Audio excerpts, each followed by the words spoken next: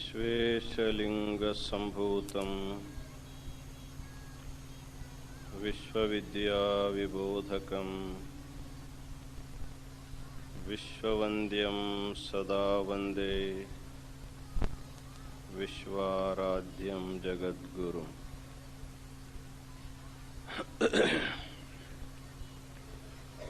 काशी ज्ञान सिंहासन के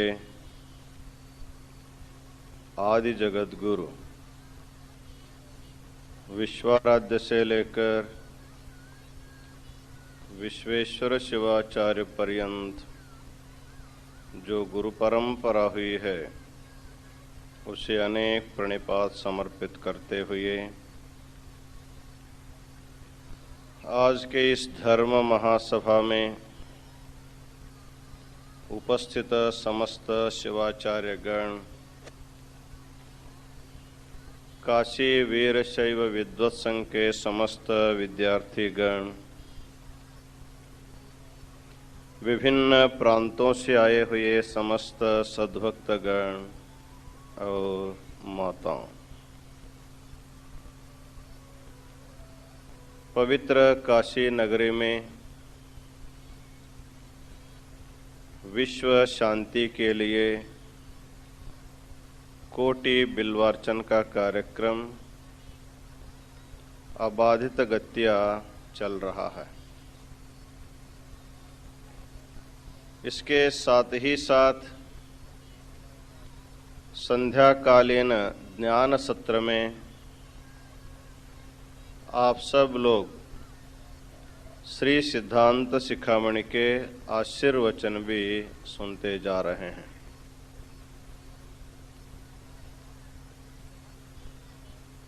दीर्घकालीन ये कार्यक्रम होने के कारण अनेक पर्व इस समारंभ में आते हैं। आषाढ़ मास इस कार्यक्रम में बीत गया, श्रावण मास पूर्ण रूपेण बीत गया,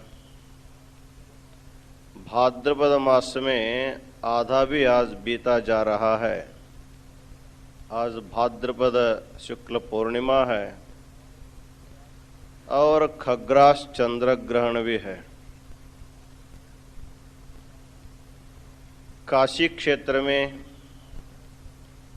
चंद्र ग्रहण में गंगा का स्नान और पूजा का अत्यधिक महत्व बताया गया है।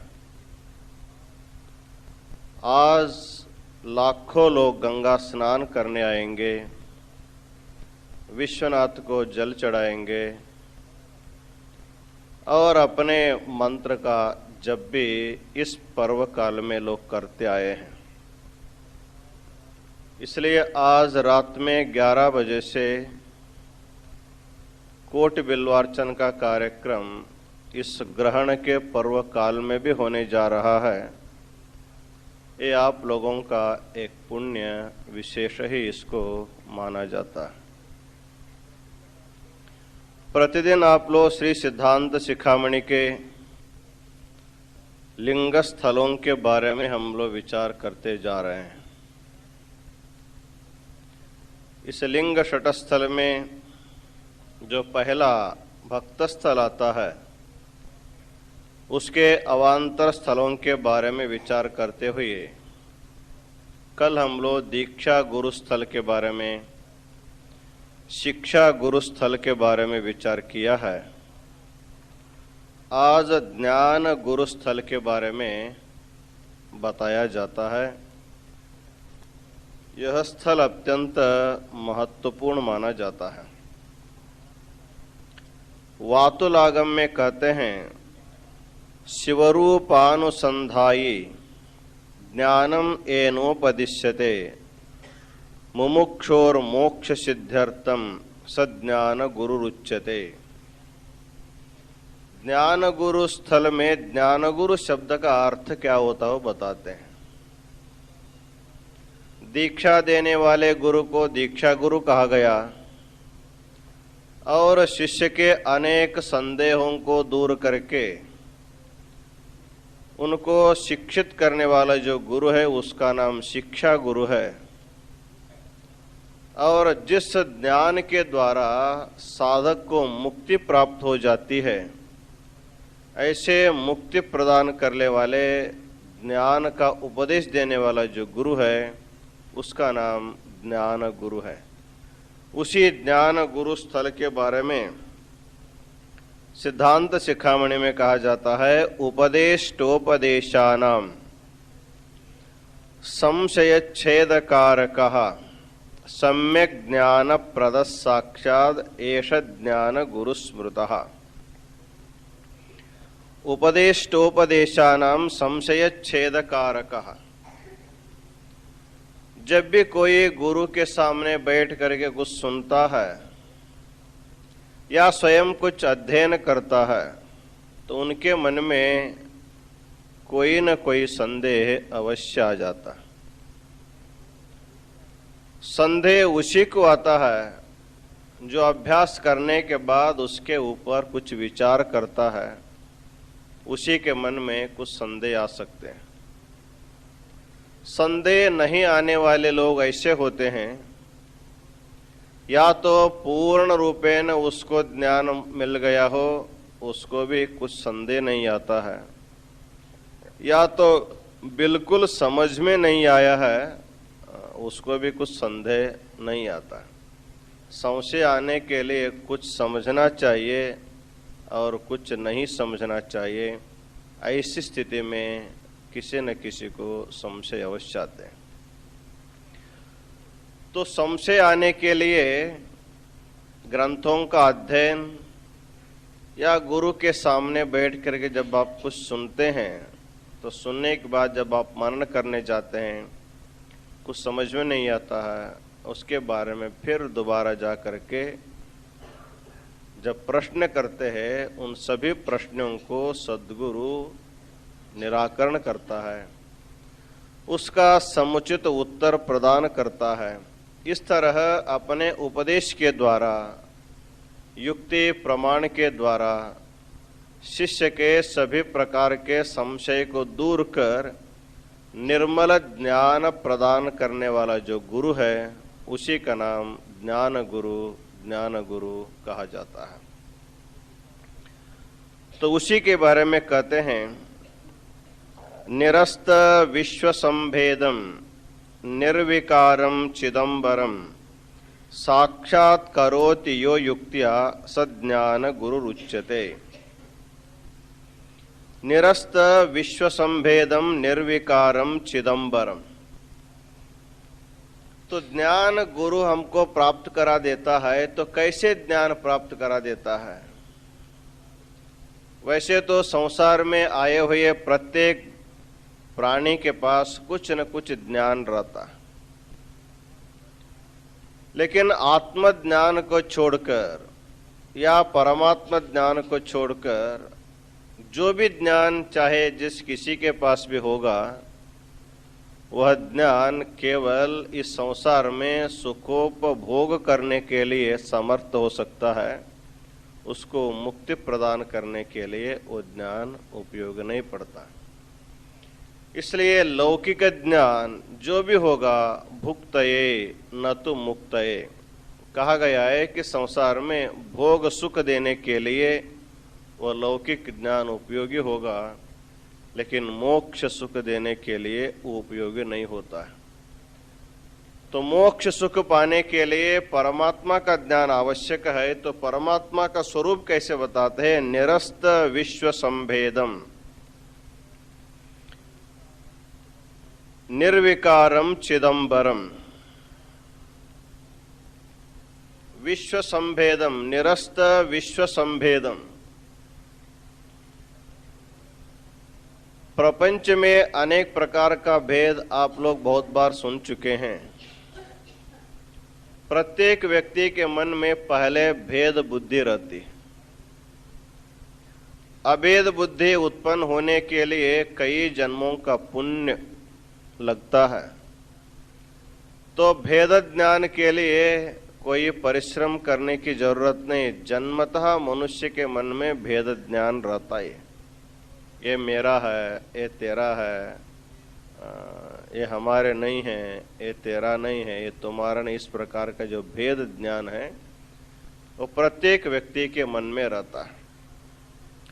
तो भेद ज्ञान रहने से क्या हानि क्या है, क्यों भेद को मिटाना चाहते हैं? तो कहते हैं जहां पर भी भेद है वहां पर या तो राग हो सकता है या तो द्वेष हो सकता है। अपने से भिन्न व्यक्तियों के साथ या तो हम प्रेम कर सकते हैं या तो द्वेष कर सकते हैं। इन दोनों का अतिरिक्त कुछ हमारे यहाँ संबंध वहां पर नहीं होता। तो भेद ज्ञान के कारण अनुकूल प्रतिकूल ज्ञान उत्पन्न होता। कुछ लोग हमको अनुकूल लगते हैं, कुछ लोग हमें प्रतिकूल लगते हैं। संसार में जितने लोग हैं सब के सब अनुकूल नहीं होते हैं, सब के सब प्रतिकूल नहीं होते। हमारे लिए जो प्रतिकूल व्यक्ति है वह दूसरे के लिए अनुकूल हो सकता है, और दूसरों के लिए जो प्रतिकूल व्यक्ति है हमारे लिए अनुकूल हो सकता है। इस तरह कभी कभी देखा जाता है जिसको हम अपने घर से बाहर हकाल देते हैं, निकाल देते हैं, उसी को दूसरा व्यक्ति गौरव से अपने घर में रख लेते हैं। अर्थात जो आपके लिए प्रतिकूल था वह व्यक्ति उनके लिए अनुकूल हो जाता है, और उनके लिए प्रतिकूल व्यक्ति को भी आप अपने पास बहुत आसानी से आनंद से रख लेते हैं। इस तरह भेद ज्ञान के कारण प्रत्येक व्यक्ति के मन में अनुकूल ज्ञान और प्रतिकूल ज्ञान उत्पन्न होता। तो अनुकूल ज्ञान प्रतिकूल ज्ञान के द्वारा फिर क्या होता, आगे की प्रगति क्या होती है? तो बताते हैं जहां पर अनुकूलता है वहां पर राग उत्पन्न होता है, जहां प्रतिकूलता है वहां पर द्वेष उत्पन्न होता है। अनुकूल व्यक्ति के साथ आप लोग अच्छा व्यवहार करते हैं, प्रतिकूल व्यक्ति के साथ आप बुरा व्यवहार करते हैं। तो अच्छा बुरा व्यवहार करने से फिर आगे क्या होता है? तो बताते हैं जब आप अनुकूल व्यवहार करते हैं, जिसके साथ राग का व्यवहार करते हैं, उनके साथ आप अच्छा व्यवहार करने से वहां आपको पुण्य प्राप्त होता है, और जिसके साथ प्रतिकूल व्यवहार करते हैं द्वेष के कारण, वहां आपको पाप की उत्पत्ति हो जाती है। इस तरह द्वेष के कारण, द्वैत के कारण अनुकूल प्रतिकूल ज्ञान, अनुकूल प्रतिकूल के कारण राग द्वेष, राग द्वेष के कारण पुण्य और पाप उत्पन्न हो जाते हैं। और ठीक है, पुण्य पाप उत्पन्न होने से क्या बिगड़ता है? तो पुण्य पाप ही हमको संसार में लाता है, फिर संसार से हमको ले जाता है, क्योंकि कर्मानुगो गच्छति जीव एकः।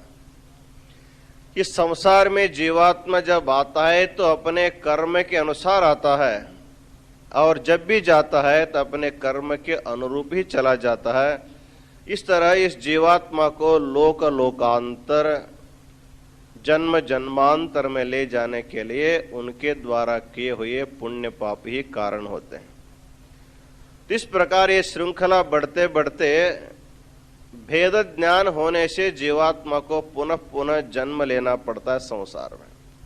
तो आपको मालूम हो गया, अज्ञान के कारण पहले भेद ज्ञान होता है, भेद ज्ञान के कारण आपके मन में अनुकूल प्रतिकूल ज्ञान होता है, अनुकूल प्रतिकूल ज्ञान से राग द्वेष उत्पन्न होते हैं, राग द्वेष के कारण आपके अंतःकरण में पुण्य पाप उत्पन्न हो जाते हैं, और पुण्य पाप के कारण आपको जनन मरण रूपी चक्र में जाना पड़ता है। इसलिए ज्ञानी लोग इसके परिणाम कहां तक पहुंचता है, केवल अज्ञान रहने से जीवात्मा कैसे जन्म मरण रूपी चक्कर में उसका परिभ्रमण होता है, इसका सूक्ष्म रूपेण उसका अध्ययन करके, तो जब भेद ज्ञान नहीं रहेगा तब अनुकूल प्रतिकूल व्यवहार नहीं होता। अकेले व्यक्ति बैठा है तो एक व्यक्ति अपने में अनुकूल प्रतिकूल विचार नहीं करता, वहां अनुकूल नहीं है प्रतिकूल नहीं। जब हम अकेले बैठे हैं वहां कोई व्यवहार नहीं होता। हमारे सामने दूसरा व्यक्ति आ गया तो वो व्यक्ति हमारे लिए अनुकूल है कि प्रतिकूल, इसका विचार हमारे मन में शुरू हो जाता है। इसलिए भेद ज्ञान नहीं रहने से अनुकूल प्रतिकूल ज्ञान नहीं रहेगा। अनुकूल प्रतिकूल ज्ञान नहीं रहने से राग द्वेष नहीं रहेंगे। राग द्वेष नहीं रहने से पुण्य पाप नहीं होंगे। पुण्य पाप नहीं रहने से आपको जन्म मरण नहीं आता। इसलिए ज्ञान प्रदान करने वाला जो गुरु ज्ञान गुरु है वो निरस्त विश्व संभेदम, परमात्मा के बारे में बताते समय कहते हैं परमात्मा में किसी प्रकार का भेद नहीं है। स्वगत, सजातीय, विजातीय, ये जो भी प्रकार के भेद जो माने जाते हैं, तो एकमेवाद्वितीयम ब्रह्म, परमात्मा एक ही है, वो अद्वितीय है। अद्वितीय का अर्थ होता है स्वगत, सजातीय, विजातीय भेद से वो रहित होता है। उनमें अपने में भी कोई भेद नहीं है। उनके सजातीय दूसरा परमात्मा नहीं है और परमात्मा से भिन्न कुछ भी नहीं रहने के कारण विजातीय भेद भी वहां नहीं माना जाता। इस तरह स्वगत, सजातीय, विजातीय भेद रहित परमात्मा को, और फिर परमात्मा कैसे, निर्विकारम। संसार विकार रूप है, परमात्मा केवल निर्विकार है। जो भी वस्तु उत्पन्न होता है वो 6 प्रकार के विकारों से युक्त होता है। अस्ति, जायते, विवर्धते, विपरिणमते, अपक्षीयते, विनश्यति, इसको विकार माना गया। अर्थात हम जब हमारा अभी जन्म नहीं हुआ है तो माता के गर्भ में जब शिशु के रूप में आविर्भाव हो जाता है तो उसमें कहा जाता है कि अस्ति, हाँ कुछ है। क्या है मालूम नहीं है, कुछ है। उसके बाद फिर जायते, उसका जब जन्म हो जाता है वो भी एक विकार है। पेट में रहना भी एक विकार है, उसका जन्म होना उसको दूसरा विकार है। उसके बाद फिर वर्धते, तो फिर बढ़ने लगता, बच्चा बढ़ने लगता, वो भी एक प्रकार का विकार ही है। बढ़ना भी एक विकार माना जाता है। विपरिणमते, बढ़ते बढ़ते ऐसे बढ़ता जाता नहीं है। कितना बढ़ेगा, 4 फीट, 5 फीट, 6 फीट, 7 फीट, ऐसे आकाश तक बढ़ता नहीं जाता। बाद में बढ़ना भी रुक जाता है। शरीर के सारे अवयव जब विकसित हो जाते हैं तो शरीर का बढ़ना रुक जाता है। उस समय विपरिणमते, एक परिपक्व अवस्था तक तो शरीर आ जाता है। उसके बाद फिर अपक्षीयते, फिर उसका क्षय होने लगता है। फिर एक न एक दिन जो है विनश्यति, वो नहीं जैसे रह जाता है। वो नहीं है जी, वो मर गए। कितना दिन हो गया, महीना हो गया, 2 महीना हो गया, अब नहीं है। अर्थात पहले भी नहीं थे, जन्म से पहले भी नहीं थे, मरने के बाद भी उनका शरीर नहीं रहता है।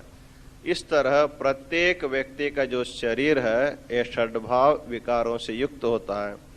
लेकिन इन विकारों के मध्य में रहने वाले हमारे जो आत्मा है वो निर्विकार है। हमारा जन्म होने पर भी आत्मा का जन्म नहीं होता है। हमारे वृद्धि होने पर भी आत्मा की वृद्धि नहीं होती है। हमारा अपक्षय होने पर भी आत्मा का अपक्षय नहीं होता है। और हमारा शरीर नष्ट होने पर भी आत्मा कभी नष्ट नहीं होता है। इस तरह शरीर आदि प्रपंच विकार युक्त है और आत्मा और परमात्मा दोनों निर्विकार है। ये जो सारे विकार होते हैं उस विकार के अधिष्ठान के रूप में, उसी के आधार में ये सब विकार चलता रहता है। इसलिए विकार रूपी प्रपंच के लिए अधिष्ठान रूपी जो परमात्मा है वो निर्विकार है। फिर कैसा है, चिदंबरम, वो चिदाकाश रूप है। एक भूताकाश है, दूसरा चिदाकाश। पंच महाभूत में जो आकाश है उसका नाम भूताकाश कहते हैं। अभी हम लोग इस भूताकाश में बैठे हुए हैं। सभी भौतिक प्रपंच को अवकाश देने वाला जो महाभूत है उसका नाम भूताकाश है। फिर ये भूताकाश को अवकाश देने वाला जो आकाश है उसका नाम चिदाकाश है। आकाश का भी वो आकाश माना जाता है, अर्थात परमात्मा भेद रहित है और निर्विकार है और चिदाकाश रूप है। इस तरह परमात्मा के स्वरूप को बताकर साक्षात करोति यो युक्त्या सज्ञान गुरु उच्यते। जिस परमात्मा के बारे में जीवात्मा कुछ भी नहीं जानता था, परमात्मा है यह भी उनको मालूम नहीं था, ऐसे व्यक्ति को प्रतिदिन बोध कराते कराते कराते परमात्मा है ऐसा पहले मानो, तब उनके मन में आस्तिक्य बुद्धि का निर्माण कराते हैं। जब व्यक्ति के मन में आस्तिक्य बुद्धि निर्माण हो जाती है तो फिर उसके आगे प्रगति के लिए मन में सोचा जाता है तो परमात्मा है तो कहाँ है, वो कैसा है, इसको जानने की इच्छा बाद में उत्पन्न हो जाती है। जब शिष्य गुरु को पूछता है तो परमात्मा है आप कहते हैं तो हम मानते हैं, तो परमात्मा कहाँ है और कैसा है, तो कहाँ है कैसा है इस प्रश्न आने के बाद उसका स्वरूप को बताना पड़ेगा। इसलिए वो सभी भेदों से मुक्त है, वो सभी विकारों से मुक्त है और चिद्रूप है। इस प्रकार परमात्मा के स्वरूप को बता करके वह परब्रह्म परमात्मा तेरे आत्म रूप में है, तेरे आत्मा ही परमात्मा रूप है। इस तरह बताने के बाद जिसको बिल्कुल नहीं जानता था उसको अपने आत्मा के रूप में साक्षात्कार होने का सामर्थ्य शिष्य को प्राप्त हो जाता है। इस तरह परब्रह्म परमात्मा को अपने आत्मा के रूप में साक्षात्कार कराने वाला जो गुरु है उसी का नाम ज्ञान गुरु कहा जाता है। इसी का और विस्तार से दूसरे ढंग से बताते हैं। कलंकवान असौ चंद्रः क्षयवृद्धि परिप्लुतः निष्कलंक स्थितो ज्ञान चंद्रमा निर्विकारवान। आकाश में चंद्रमा का उदय होता है। आज पौर्णिमा है, आप ग्रहण से पहले चंद्रमा को देखेंगे तो पूर्ण प्रकाश आपको चंद्रमा का दिखाई देता है। फिर भी कितना भी स्पष्ट चंद्रमा होने पर भी उनमें कुछ न कुछ कलंक आपको दिखाई देता है। विश्व को प्रकाश देने वाला चंद्रमा है वो कलंकित है, उसमें कुछ कुछ काले धब्बे आपको बीच में दिखाई देते, इसलिए वो कलंकित है। इतना नहीं, उनमें और एक दोष है, वो क्षय वृद्धि से विशिष्ट है। शुक्ल पक्ष में चंद्रमा एक एक कला बढ़ता जाता है, पौर्णिमा में उसकी सारी कलाएं आ जाती हैं, 15 कलाओं से युक्त चंद्रमा हो जाता है। फिर पौर्णिमा के बाद जब कृष्ण पक्ष प्रारंभ होता है, चंद्रमा की एक एक कला कमी होते होते होते अमावास्या के दिन चंद्रमा बिल्कुल आपको दिखाई नहीं देता। तो क्यों नहीं दिखाई देता है? तो अमावास्या को दर्श कहते हैं। दर्श का अर्थ है अमावास्या, पंचांग में लिखा जाता है दर्शः। तो दर्श का अर्थ है दर्शः सूर्येन्दु संगमः।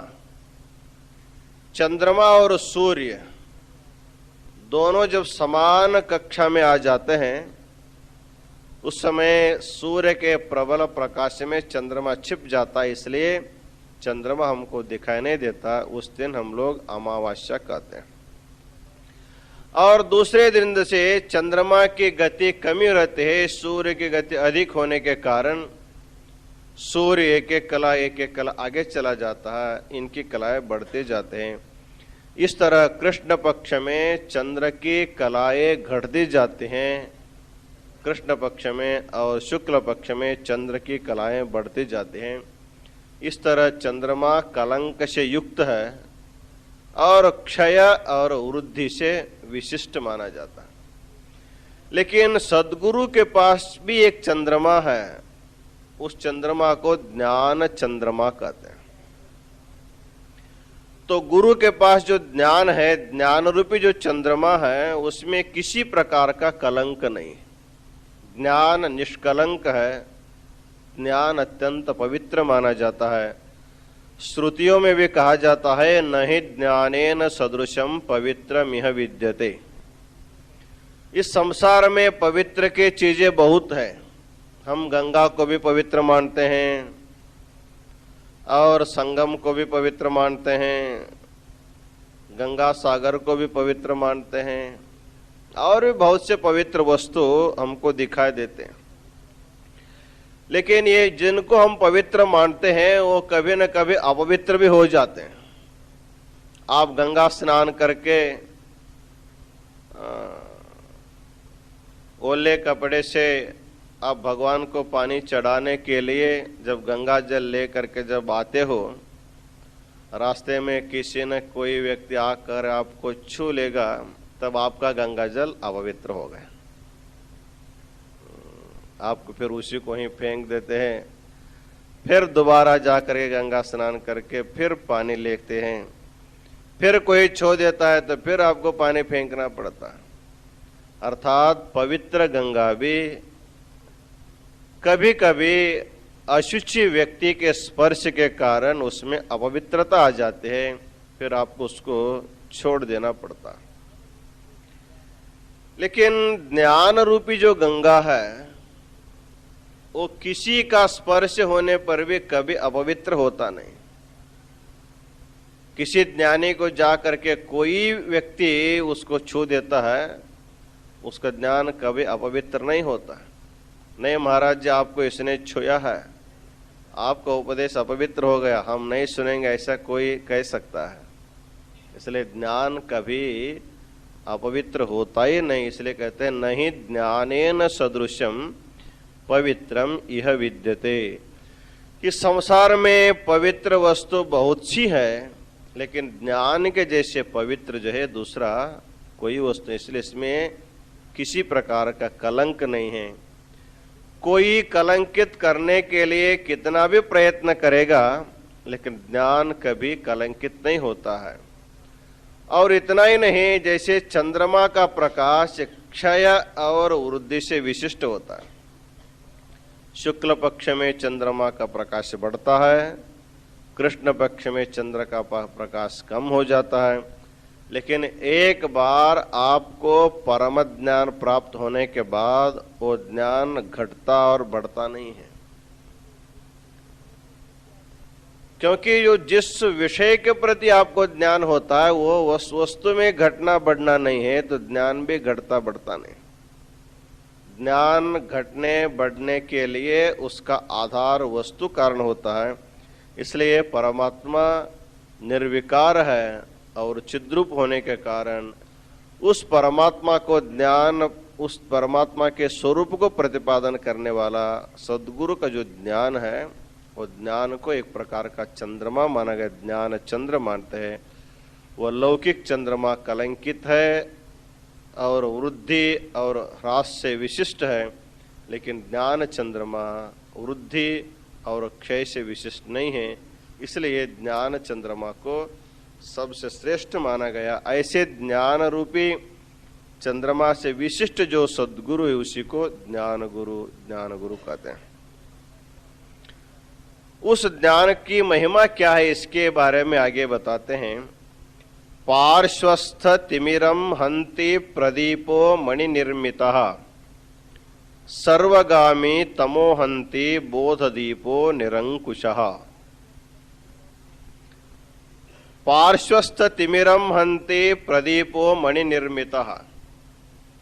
अभी हम लोग विद्युत दीप के प्रकाश में बैठे हैं, ये कब जाता है कब आता है इसका कोई पता नहीं रहता। लेकिन हमारे देश में प्राचीन काल में ये जब दीप नहीं थे, तैल दीप होते हुए भी कुछ विशिष्ट स्थानों में रत्न दीप रख करके उसके प्रकाश से व्यवहार किया जाता था। इतनी संपत्ति हमारे देश में थी इतने अमूल्य रत्न हमारे देश में थे उस समय, जिस समय इस ग्रंथ को लिखा गया है, तो लोग किसी दीपक का उदाहरण नहीं दिया, रत्न दीप का उदाहरण देते हैं। अर्थात एक रत्न को एक घर को दिया सलाह लेकर के जलाने की जरूरत नहीं है। एक बार घर में रखा गया है तो हमेशा हमेशा के लिए उसका प्रकाश मिलता रहता है। ऐसा महान देश भारत देश को मानते हैं हम लोग। तो जैसे रत्न का दीप जहां पर भी रखा जाता है, जहां पर आप रत्न रखेंगे उसके अगल बगल कहीं अंधकार नहीं रहता है। सारा अंधकार जो वहां से दूर चला जाता है। अंधकार को दूर करके अपने पार्श्व में, अपने समीप में उसको प्रकाशित करने का सामर्थ्य रहता है। कहते हैं पार्श्वस्थ तिमिरम हन्ति प्रदीपो मणि निर्मितः सर्वगामी तमोहन्ति बोधदीपो निरंकुशः। एक मणिदीप है, दूसरा बोधदीप है। मणिदीप का सामर्थ्य क्या है और बोधदीप का सामर्थ्य क्या, उसका तुलना करके बताते हैं।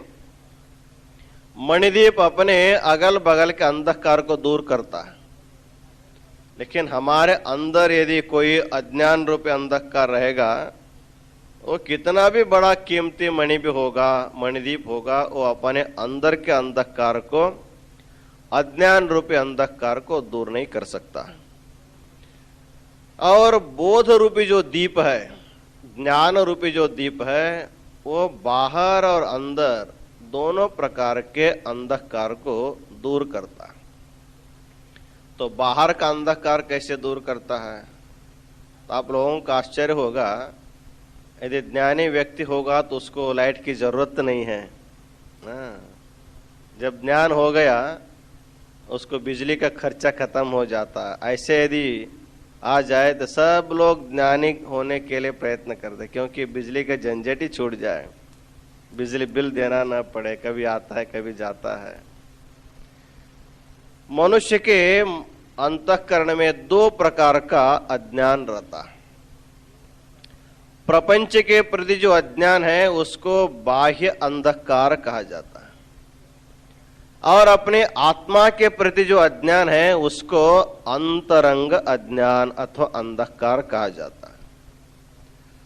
प्रपंच स्वरूप ज्ञान नहीं रहने के कारण बाहर अज्ञान है, और अपने आत्मा के स्वरूप के बारे में वस्तुतः ज्ञान नहीं रहने के कारण हमारे अंदर भी अज्ञान अंधकार छिपा हुआ। बाहर का अज्ञान रूपी अंधकार और अंदर अज्ञान रूपी अंधकार। तो बाहर का अंधकार ऐसा है, ये जो दिखाई देने वाला जो प्रपंच है ये परमात्मा नहीं हो सकता है। इस प्रकार का जो अज्ञान है वो बहिरंग अंधकार रूपी अज्ञान माना जाता है। अर्थात सद्गुरु कहते हैं ये सारा लिंग मध्य जगत सर्वम, संपूर्ण विश्व जो है लिंग रूप है, शिव रूप है, परब्रह्म स्वरूप है। ऐसा कहने के बाद जिसके मन में ये प्रपंच परमात्मा रूप नहीं है, ऐसी जो पहली भावना थी वो भावना वो दूर हो जाती है, उनकी दृष्टि बदल जाती है। दृष्टि जब बदलती है, सृष्टि हमको परमात्मा रूप में दिखाई देने लगता। यदि हमारी दृष्टि नहीं बदली तो परमात्मा को भी हम परमात्मा रूप में नहीं समझ पाते। बहुत से लोग मंदिर में रखे गए मूर्तियों को भी भगवान नहीं मानने वाले। भगवान के आकार के जो शिलाएं हैं उनको भी नहीं भगवान मानने वाले हैं, तो उनको बाहर के इधर उधर पड़े पत्थरों में कैसे भगवान दिखाई दे सकता है? जिसमें भगवान का आकृति आया है उसमें भगवान को नहीं देख सकता है, तो बाकी पदार्थों में भगवान की बुद्धि होना बहुत मुश्किल है। इसलिए सद्गुरु उनके दृष्टि को परिवर्तन कर देता है कि सारी सृष्टि जो है परमात्मा रूप है, परमात्मा ही संसार के रूप में व्यक्त हुआ है, इसलिए उसको तुम देखो, वो परमात्मा रूप ही है। जैसे आपको समझाना हो, आप सब लोग वस्त्र पहने हुए हैं, तो वस्त्र में क्या है? वस्तुतः देखा जाए तो वस्त्र तो वो सूत्र रूप है। प्रत्येक व्यक्ति के वस्त्र को हम लोग देखते हैं, लेकिन वस्त्र तो वस्त्र नहीं है, वो तंतु का संयुक्त रूप को ही हम लोग वस्त्र कहते हैं।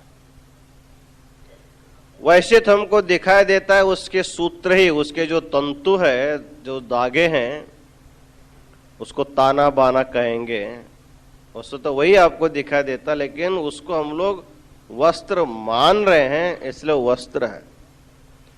आभूषण को आपके हाथ में दिया जाता है तो वस्तु तो आभूषण नहीं है, वो तो स्वर्ण ही है। सुवर्ण को ही हम लोग ये आकार देने के कारण उसको हम लोग आभूषण के नाम से व्यवहार करते हैं। वस्तु तो आभूषण केवल व्यवहार होता है, लेकिन वस्तु तो जैसे स्वर्ण होता है, उसी तरह ये पंच महाभूत के रूप में हम लोग जो देखते हैं, तो हम देखते हैं तो परमात्मा को देखते हैं और कहते हैं प्रपंच। जैसे सूत्र को देखते हुए वस्त्र शब्द का प्रयोग किया जाता है, स्वर्ण को देखते हुए जैसे आभूषण का व्यवहार होता है, उसी तरह परमात्मा को ही देखते हुए हम लोग प्रपंच का व्यवहार करते हैं। इस तरह सद्गुरु उनके उपदेश के द्वारा जब ज्ञान प्रदान कर देता है, तो उनके ज्ञान के द्वारा बाहर का अंधकार दूर हो जाता है। अर्थात ये सृष्टि परमात्मा रूप है, इस प्रकार का जब ज्ञान हो गया, तब प्रपंच के बारे में जो अज्ञान उनके मन में छिपाता वो दूर हो जाता। इस तरह ज्ञान दीप के द्वारा, बोध दीप के द्वारा बहिरंग का अंधकार रूपी अज्ञान दूर हो जाता।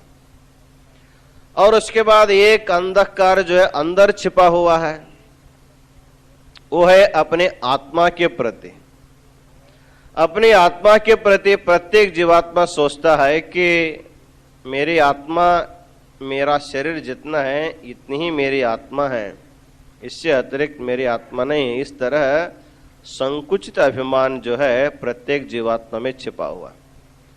जब सद्गुरु कहते हैं तत्वमसि, वो परब्रह्म परमात्मा तुम ही हो, इस प्रकार जब उपदेश देते हैं, तब अपने आत्मा के प्रति जो अज्ञान था उनके मन में, वो अज्ञान दूर हो जाता है और अपने आत्मा को व्यापक परमात्मा के रूप में वो देखने लगता है, अनुभव करने लगता है।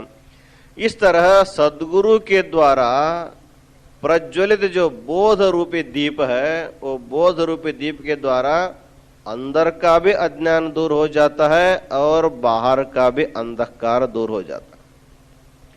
मणि के द्वारा निर्मित दीप के द्वारा केवल बाहर का अंधकार दूर हो सकता है, लेकिन बोध दीप के द्वारा बहिरंतक, बाहर का और अंदर का दोनों प्रकार का अज्ञान दूर हो जाता है। इसलिए बोध रूपी दीपक प्रज्वलित करने वाला जो सद्गुरु है, उसको यहाँ पर ज्ञान गुरु कहा जाता है। आगे फिर बताते हैं सर्वार्थ साधक ज्ञान विशेषादेश तत्परः ज्ञानाचार्यः समस्तानां अनुग्रहकरस्यवः। सर्वार्थ साधक ज्ञान विशेषादेश तत्परः, ये जो ज्ञान है वो सर्वार्थ साधक है। आत्मज्ञान हो गया तो सब हो गया।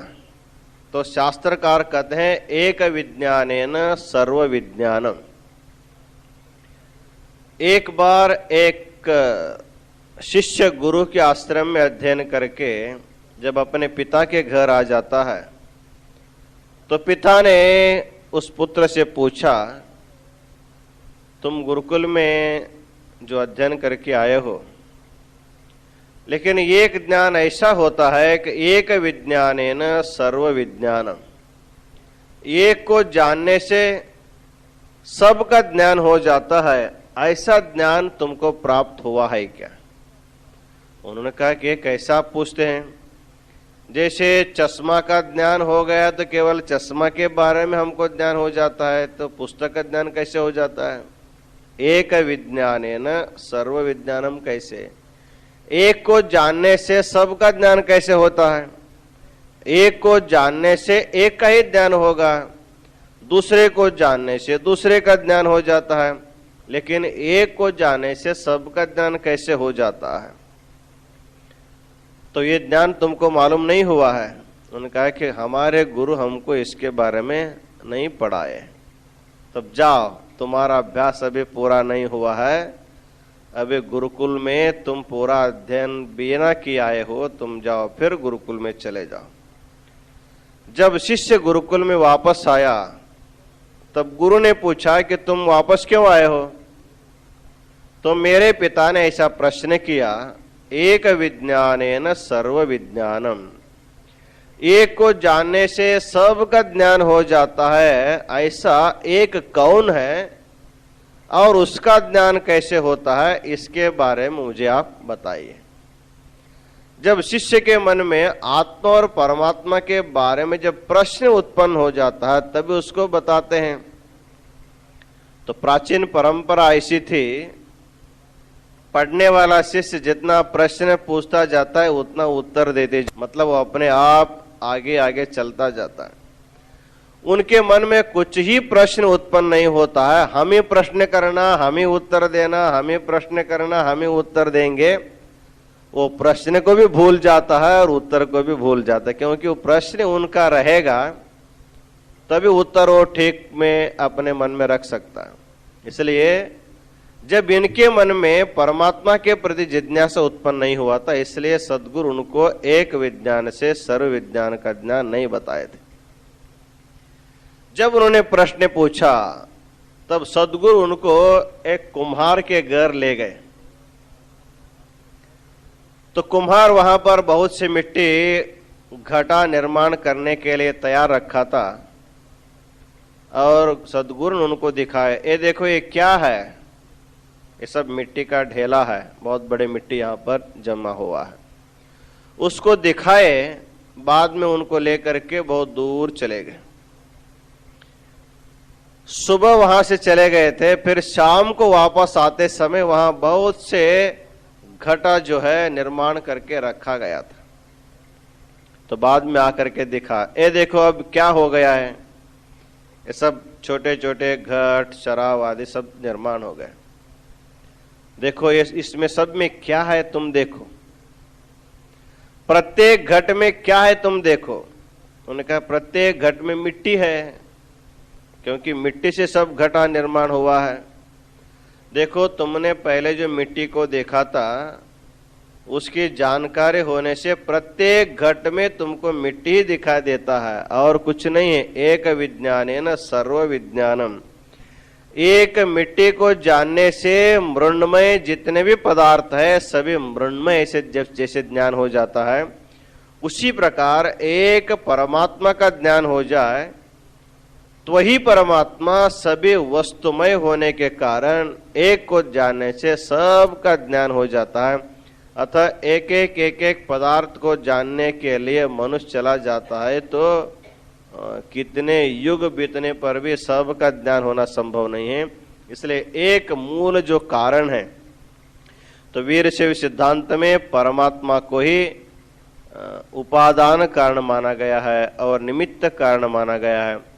जैसे घट उत्पन्न होने के लिए मृत्तिका उपादान कारण है, कुलाल जो है निमित्त कारण होता है, उसी तरह संसार को निर्माण करने में परमात्मा ही उपादान कारण है और परमात्मा ही निमित्त कारण है, उसमें दूसरा कोई कारण। इसलिए अभिन्न निमित्त उपादान कारण के रूप में जब परमात्मा को जान लेता है, ऐसे ज्ञान प्रदान करने वाला जो ज्ञानाचार्य है वो समस्तानाम अनुग्रह करहा शिवा, संपूर्ण जीवों के ऊपर अनुग्रह करने वाला उस परमात्मा को ज्ञानाचार्य अर्थात ज्ञान गुरु कहा जाता है। उसी ज्ञान गुरु की महिमा आगे बताते हैं। कटाक्ष चंद्रमा यस्य ज्ञान सागर वर्धनः संसार तिमिरच्छेदी स गुरु ज्ञान पारगः। आप लोग ये इस बात को जानते हैं, पौर्णिमा के दिन समुद्र जो है बढ़ता है, समुद्र में वृद्धि हो जाती है, ऐसे सुनने को मिलता है। तो चंद्रमा के उदय होने के बाद जैसे समुद्र की अभिवृद्धि होती जाती है, उसी तरह सद्गुरु के कृपा कटाक्ष रूपी चंद्रमा का जब उदय हो जाता है, शिष्य के हृदय में ज्ञान की अभिवृद्धि हो जाती है। अर्थात गुरु कृपा के बिना शिष्य का ज्ञान वृद्धि नहीं हो सकती। शिष्य चाहे प्रयत्न करे न भी करे, कभी कभी गुरु के कृपा कटाक्ष द्वारा भी कितना भी अज्ञानी शिष्य होगा, उनके मन में उस प्रकार का ज्ञान आविर्भाव हो जाता है। एक बहुत अच्छी कथा है। एक बार एक चोर चोरी करने के लिए एक राजा के राज घर में प्रवेश किया। चोरी करने के लिए गया था। राजा और रानी अभी सोए नहीं हैं, ऐसे बातचीत करते अपने पलंग पर सोए हुए थे। ये जैसे ही छत से नीचे उतरा, अंदर चला गया अंतपुर में, तो राजा रानी बातचीत करते रहे, उसको उन्होंने सुना। तो राजा रानी ये बात कर रहे थे। उस राजा को एक ही लड़की थी। उसकी शादी के लिए राजा बहुत प्रयत्न किया, लेकिन उसके अनुरूप कोई राजकुमार नहीं मिला था। इसलिए लड़की की शादी अब किसके साथ करना चाहिए, ऐसा विचार करते करते राजा अपने रानी को बता रहा था, देखो हमारे गांव के बगल में एक बहुत बड़ा आश्रम है। उस आश्रम में, उस गुरुकुल में अनेक ब्रह्मचारी वेद वेदांग का अध्ययन करते हैं। यदि कोई राजकुमार अच्छा नहीं मिलता है तो उनको छोड़ करके विद्या में पारंगत कोई ब्रह्मचारी वटु यदि शादी करने के लिए तैयार हो जाता है, उनको हमारे राज्य कन्या को दे करके शादी किया जाए। ऐसा विचार करके कल हम लोग जाएंगे गुरुकुल में, गुरु की आज्ञा लेकर किसी न किसी वटु को लेकर लड़की की शादी करना। ऐसा दोनों बातचीत करते रहे। इन दोनों के बातचीत को चोर ने सुना। उन्होंने सोचा, मैं यदि चोरी करके ले जाऊंगा तो थोड़ा सा ले जाऊंगा, इसके बजाय उस गुरुकुल में मैं भी एक छात्र के रूप में रह जाऊंगा, तो कभी कभी चांस मेरा भी हो जाए तो पूरी राजधानी मेरी हो जाती है, राजकुमारी भी मिल जाती है। इसलिए चोरी धंधा छोड़ करके गुरुकुल में जाना चाहिए, ऐसा विचार करके रातों रात चोरी धंधा छोड़ दिया। और वहाँ गुरुकुल में आता है, वहाँ 100 कुटिया निर्माण हुआ था। इन्होंने में 101 का नंबर का जो कुटिया रातों रात बना करके उसमें बैठ गए जाकर। गुरु को पता नहीं, शिष्यों को भी पता नहीं।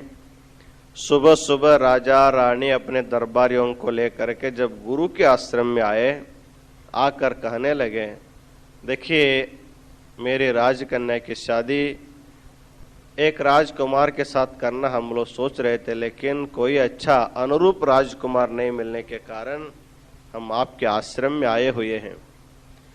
तो आप कृपा करके किसी न किसी योग्य बटु को जो सर्वशास्त्र संपन्न है, उनको आप हमारे लिए, हमारे दामाद के रूप में आप उनको प्रदान कीजिए। गुरुजी ने कहा कि हमारे यहाँ जो भी छात्र आए हैं वो सभी छात्र अत्यंत विरक्त है और ज्ञान संपन्न है।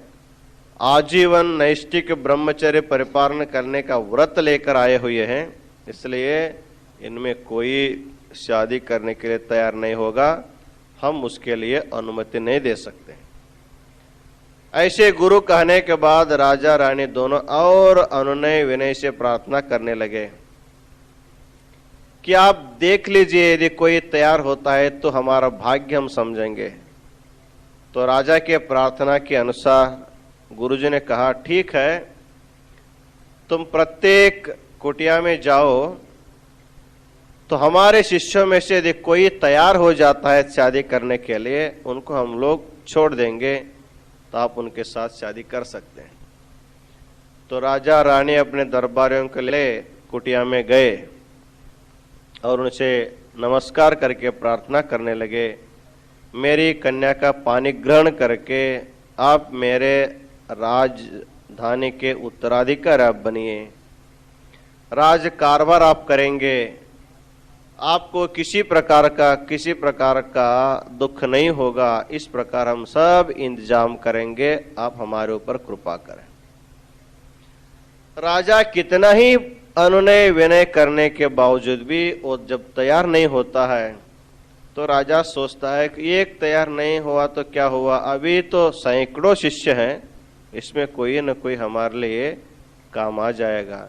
इस तरह एक के बाद एक ऐसे सभी कुटिया में जाते जाते 100 कुटिया में रहने वाले 100 शिष्यों में से कोई भी तैयार नहीं हुआ। अब राजा के लिए केवल अंतिम एक ही कुटिया बचा है। उन्होंने सोचा, अब इनको हम नहीं छोड़ना चाहिए, किसी न किसी तरह इनको प्रार्थना करके इनको ले ही जाना चाहिए। ऐसे मन में बहुत ही दृढ़ संकल्प करके राजा रानी दरबारियों को लेकर के उनके सामने जा करके साष्टांग प्रणिपात करके प्रार्थना किए, हमारी प्रार्थना को जब आप स्वीकार करेंगे तभी हम लोग उठेंगे, तब तक हम नहीं उठेंगे। इनको भी उतना ही चाहिए था, इनको भी उतना ही चाहिए। तो वो मन में सोच रहा था, बीच में कोई तैयार होता है तो हमारे तक नहीं आ जाएगा। जब सब ने इनकार किया तब इन्होंने कहा, हाँ हमारा भाग्य अच्छा है, मैंने चोरी छोड़ कर के आया। जब राजा के प्रार्थना को देखकर उनका, ठीक है, जब आप इतना प्रार्थना करते हैं तो आपकी कन्या को हम स्वीकार करेंगे। राजा बहुत खुशी से दौड़ता हुआ गुरु के पास गए, महाराज आपका एक शिष्य तैयार हो गया। गुरु को आश्चर्य हुआ, ऐसा कौन है वो, उसका नंबर क्या है बताओ, कुटिया का नंबर क्या है? उनका नंबर 101 नंबर। गुरु ने कहा, हमारे यहाँ 100 है, ये कहां से आ गया रातों रात, उसको ले आओ देखेंगे। जैसे ही शिष्य गुरु के सामने आया और उनको बिठाने के बाद गुरु ने विचार किया, राजकन्या के साथ शादी करने के लिए सब छोड़ करके सन्यासी हुआ है, तो इनको अनुग्रह करना चाहिए, इनके ऊपर कृपा करनी चाहिए। ऐसा विचार करके अपनी कृपावह दृष्टि से जब सद्गुरु उनके ऊपर देखा, उनके मन में जो भी वासनाएं थी वो सारी वासनाएं दूर हो गई और उनके मन में इतना विरक्त भावना आ गया कि अपना उनका जीवन ही पूरा बदल गया और कहने लगा कि मैं किसी के साथ शादी नहीं करूंगा, चाहे राजकन्या हो चाहे किसी हुई कन्या हो। राजा ने कहा कि महाराज आपने क्या जादू किया इसके ऊपर, अभी तक तैयार होकर के आया तो हम अपना भाग्य समझ रहे थे, अब ये बिल्कुल निष्ठुर हो गए, कैसे हो गया? गुरु ने कहा, अब उनका जीवन बदल गया, अब वो कभी भी इसमें नहीं आ सकते हैं।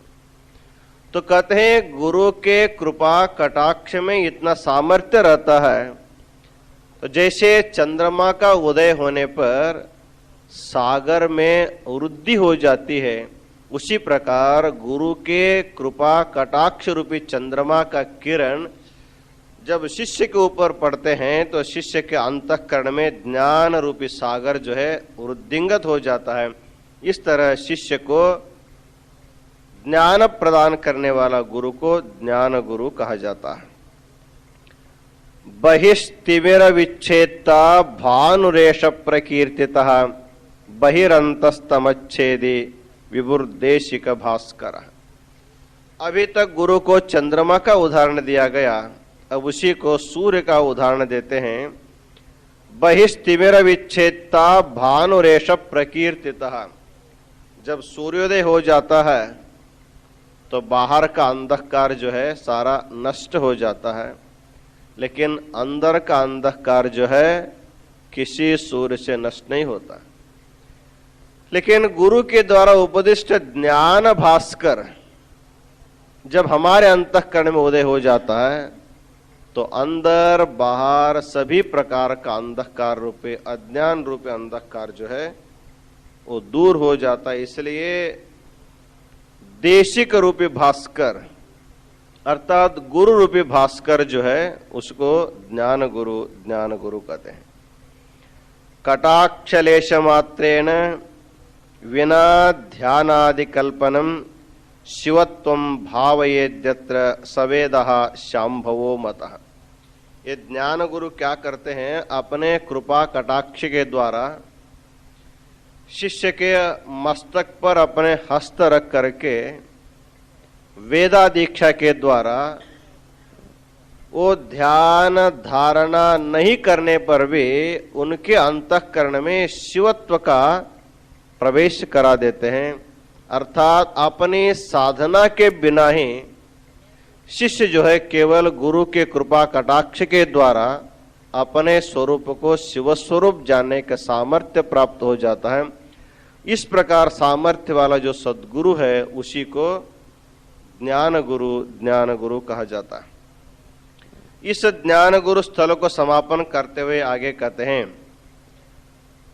शिववेद करे ज्ञाने दत्ते येन सुनिर्मले जीवन मुक्तो भवेत् शिष्या स गुरु ज्ञान सागर। अपने कृपा कटाक्ष के द्वारा दिए हुए ज्ञान के कारण शिष्य जब जीवन मुक्त हो जाता है, अर्थात उपदेश सुनते सुनते गुरु कटाक्ष के द्वारा जहाँ बैठा है शिष्य वहाँ मुक्त हो करके उड़ जाता है।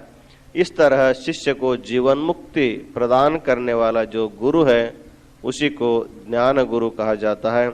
इन्हीं वचनों के साथ आज का आशीर्वचन पूर्ण करते हैं।